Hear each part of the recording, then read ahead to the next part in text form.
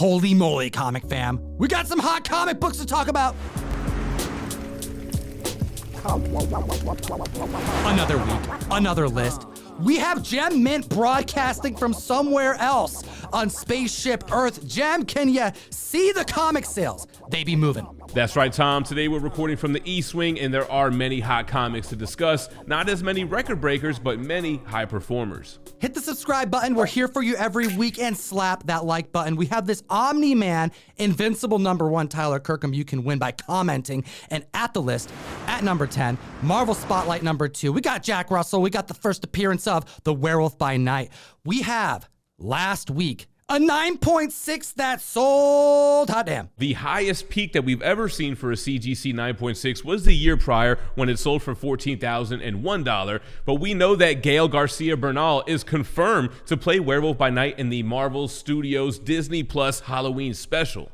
This past week, we have a $12,000 sale, so I have to hear what the community thinks in the comment section below. This $2,000 difference, is it a good deal? Or is the book going down? I think the buyer got a steal, and we have lower grade copies that are trickling in the right direction.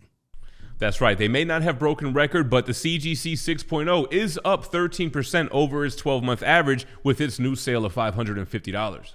We have a 7.0 that's up 7% over its 12-month average, selling for $760, and an 8.0 that just sold for $1,200, which is 8% higher than its 12-month average. If you enjoy what we do yourself a favor and keep up with the marketplace by downloading the same app we use every single day. Key Collector Comics, code TOM101, supports the show but unlocks a free 2-week subscription of the app, and you get all of this data that we report on and so much more days before our videos release. We're just here to report on the data, just like number 9, a book that can't stay off our list. We're talking Daredevil 168, the first appearance and origin of Elektra. This right here is the first solo written work by Frank Miller, but you gotta give credit to that Daredevil 165 where he co-wrote that comic book. Another fun fact, the name Elektra is actually misspelled on the cover of this comic, but that didn't stop these 4 strong sales this week, starting with the CGC 8.5, which sold for $460, 17% above its 12-month average. Look at this 9.0. Should have sold for more. It sold for only $4 more than the 8.5, selling for $464. That's an increase of 2% over that 12-month average. I think we'll see sales a little bit higher, especially considering the 9.2, which sold for $550, 10% above its average. Take a look at this 9.4. We can learn a lot about these next 2 sales. We had an $825 sale that took place on the 10th of August, which was 17% over its 12-month average of $706.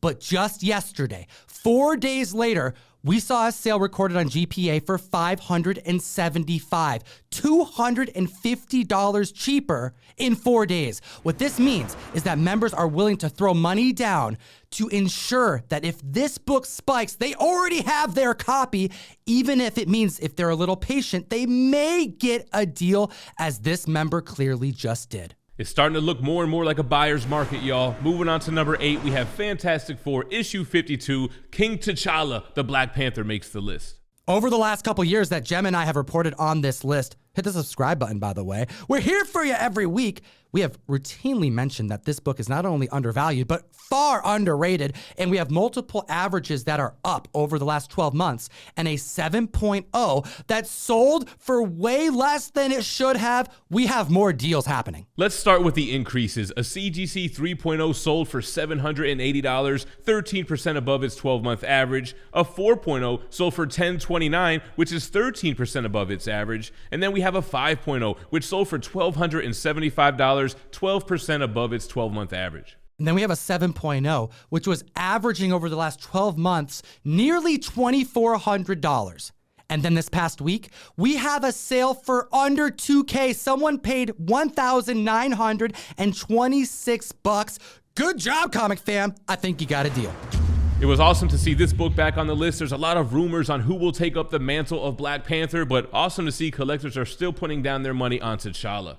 Moving on to number 7, so happy to see this book on this list, Sandman issue 8, the first appearance of Death, and I just gotta say, They absolutely crushed that episode of Sandman. I've been loving the series so far. I haven't been able to watch another episode since, still recovering from that whole introduction of death and the Hob Men of Good Fortune episode. Jem, I saw your post. Did you get a wee little emotional? I got a little choked up.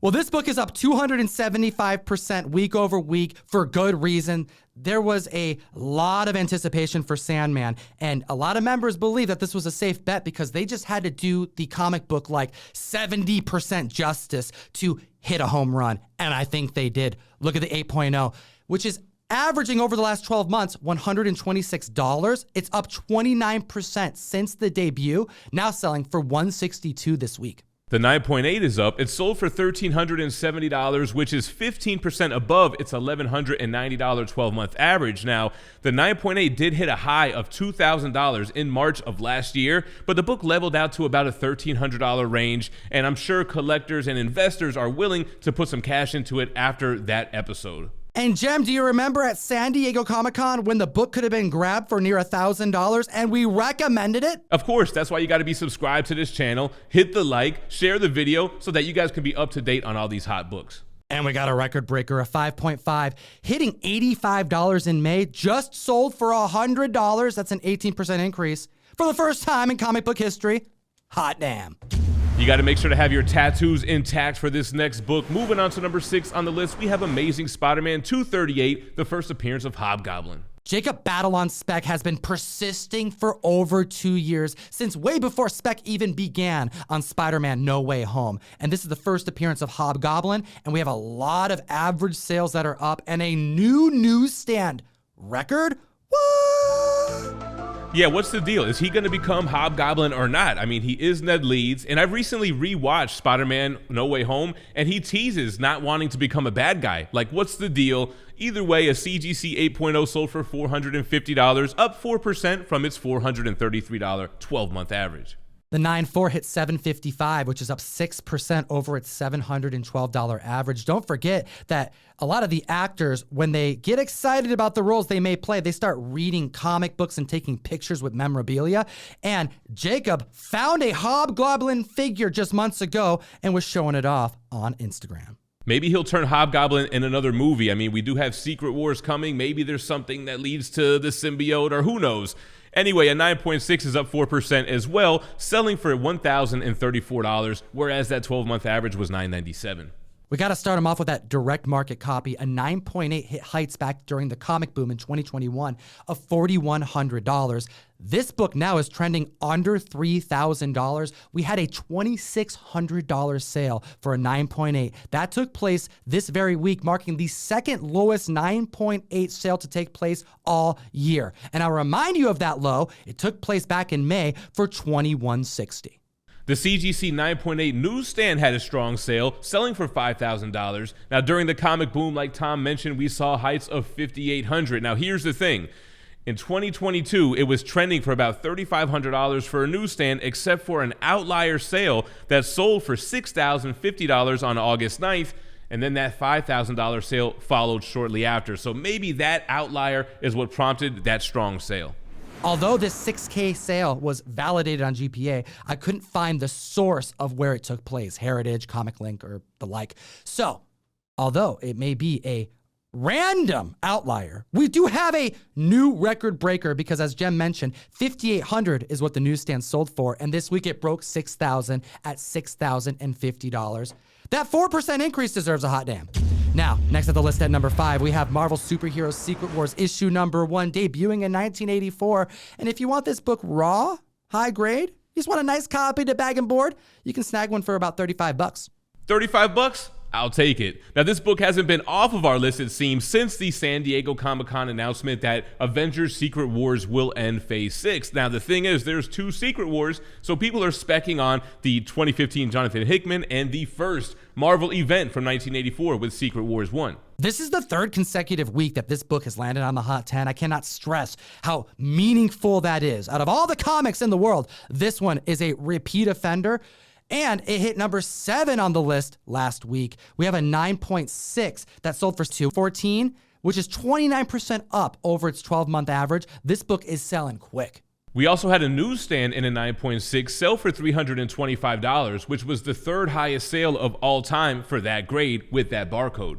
And then we have a 9.8 direct market copy that sold for $810 this past week, which is 42% over its 12-month high of only $571. And we have a newsstand 9.8 to talk about. Now, there was an outlier sale for $1,700 back in 2021, but it seems like it was some type of anomaly as there were no sales over $1,000 for the rest of the year, which is why this new sale is so important. Now, it previously sold for $1,199 back in July, but this all new sale, we're going to call it a record breaker, is up 4%, selling for $1,250. Now, if Secret Wars 1 is spiking, you know Secret Wars 8 is too. We have at number 4, Marvel Superhero Secret Wars Issue 8, the origin of that black suit that would bond to Spidey and later to Eddie Brock, which would create Venom.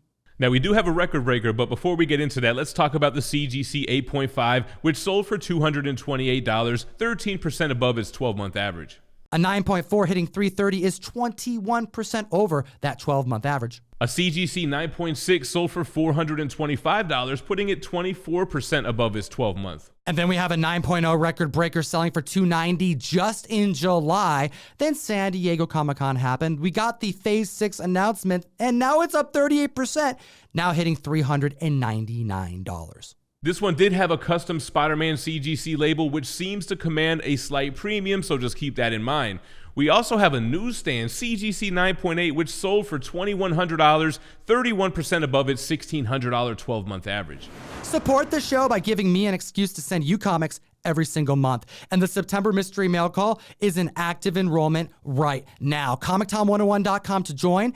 1 per box, 4 different covers created, going out at random. We teamed up with John Boy Myers and put him on Invincible #1. My first Invincible cover with Mark flying through the back of a cover, through a monster out the front. We got a wraparound, and we made it for you, comic fam. Support the show.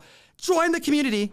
And at the list at number 3, we have Marvel Premiere Issue 47. One of those keys that spiked in the past for one reason, but now it's spiking for another. It's the first time Scott Lang becomes Ant-Man, but it's also the first appearance of his daughter, Cassie Lang, who later becomes Stinger. After we saw that poster, that costume design, looks like we're getting a Young Avenger added to the roster list. An 8.5 sold for $200, which is 16% over its 12-month average. The 9.0 sold for $252, which is 15% above its 12-month average. The 9.2 sold for $290, which is 15% over its 12-month average, which was $252. Shout out Amazing Spider-Man. A CGC 9.6 sold for $500, which is 3% above its 12-month average. Then we have a 6.5 record breaker. This book is affordable. It's such a great key. It's a double key, and I think you'd be happy if you put it in your collection if you can grab it for this price. Going for $130 in June, up 12%, selling for $145. Now, Tom just foreshadowed number 2 on the list. It's Amazing Spider-Man 252, the first appearance of the black suit, the symbiote that would later become Venom.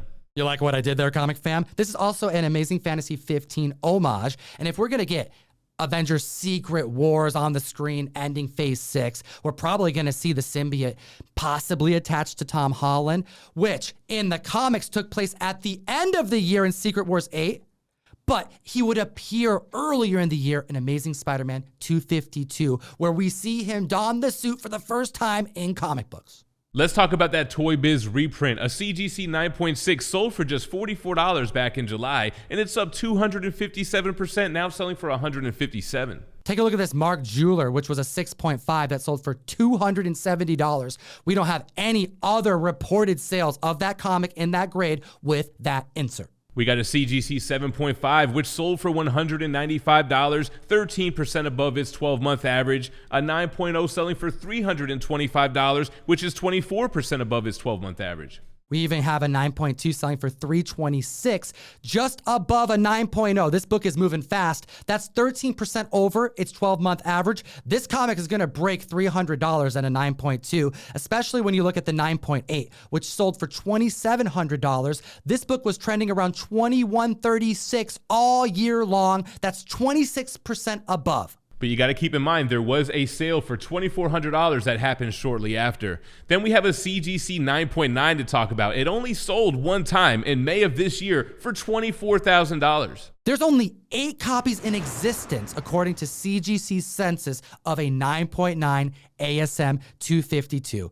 Hit the like, slap the subscribe button. I already told you about this Omni-Man Invincible #1 giveaway that we're doing for our 55,000 subscriber milestone celebration. And at the list at #1, Jem was getting emotional earlier on the mic, and now he's about to do it again with Sandman issue #1, Neil Gaiman goodness, coming out in 1989. They had so many great scenes in this show and in this episode that were just ripped from the comics. They really did it justice. Happy to see both Sandman 8 and issue 1, the first appearance of Morpheus of Dream, coming in at the list. And we got a slew of strong performing sales to talk about. A CGC 8.0 sold for $190, 10% above its $173 12-month average.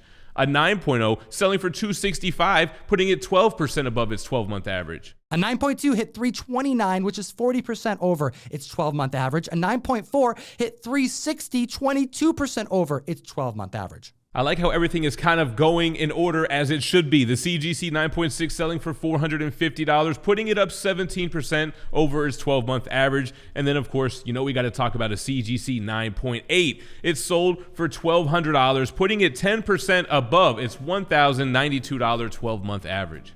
So although this book is up in a 9.8, since that sale took place, we haven't seen a 9.8 hit above $1,000 all week long. I suspect that members are holding their copies, and members right now may have the best opportunity to get this book at the lowest it'll ever be. I can't imagine this book ever going below $800. So if you want to dive in on a safe bet, grab yourself a Sandman #1, and as always, geek responsibly and stay minty fresh. Enough said. Comic fam, you know Emerald City Comic Con is this weekend, and you know that's in the state that I live, so I'm bringing my dad, Comic Pops. We got Russ the Comic Sensei, and who else? Your boy Jem Mint, plus I'm bringing along Davis Ryder and my daughter Jade Hope. Make sure to bookmark all the Whatnot streams because we're going to go live from Whatnot multiple times a day. Links in the description. Join us on the best new place to buy and sell collectibles. $1 auctions that last as little as 15 seconds long. And you know we got some Emerald City Comic Con exclusives and giveaways. Join us and take a look at these other videos. We made them for you.